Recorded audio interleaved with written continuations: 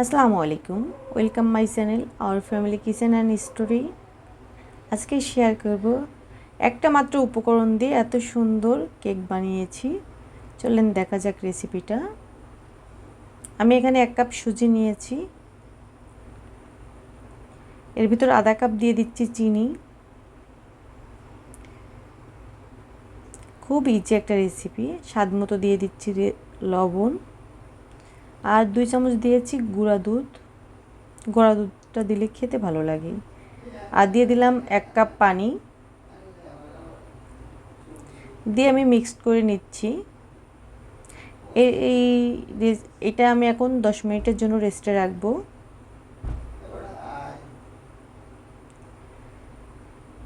খেতে কিন্তু খুবই ভালো লাগে আর অল্প সময় বানানো যায়, কোনো এক্সট্রা কোনো ঝামেলা নেই। দেখেন আমার কিন্তু 10 মিনিট পরে আমি চলে আসছি, অনেকটা ঘন হয়ে গেছে আর কিন্তু ফুলে গেছে। এর ভিতর ভ্যানিলা এসেন্স দিচ্ছি 1 চামচের মতো, দিয়ে মিক্সড করে নিচ্ছি।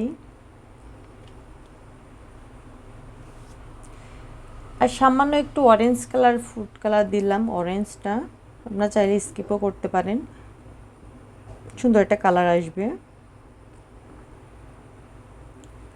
দেখেন মানে বোঝা যাচ্ছে কিন্তু এটা ফুলে গেছে। আর এর ভিতরে আমি 1 প্যাকেট ইনো দিয়েছি।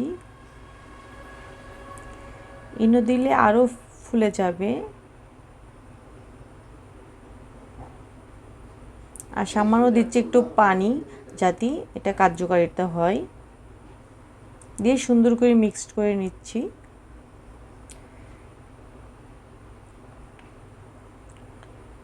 দেখেন সুন্দর করে মিক্সড করে নিয়েছি। আর দিয়ে দিলাম বেকিং পাউডার,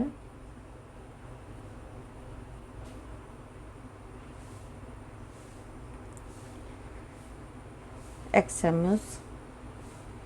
আমি এই বাটিতে বসাবো তাই একটু তেল মাখিয়ে নিলাম।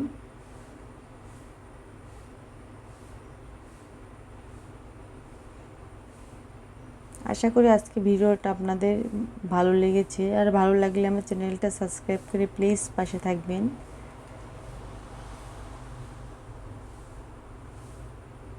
দেখেন কতটা ঘনত্বতে আমি দিয়ে দিচ্ছি। এখন এই বাটিতে আমি ঢেলে নিলাম সবগুলা।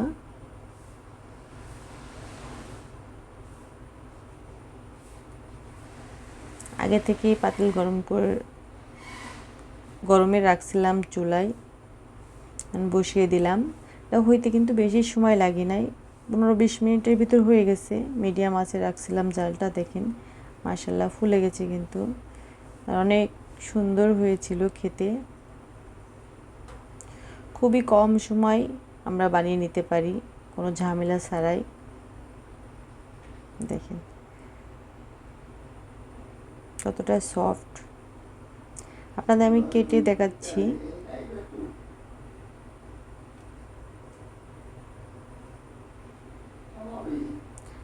আজকে এই পর্যন্ত, আবার নতুন কোনো ভিডিও নিয়ে আপনাদের মাঝে হাজির হব। সবাই ভালো থাকবেন আর আমাদের জন্য দোয়া করবেন। আল্লাহ হাফিজ, আসসালামু আলাইকুম।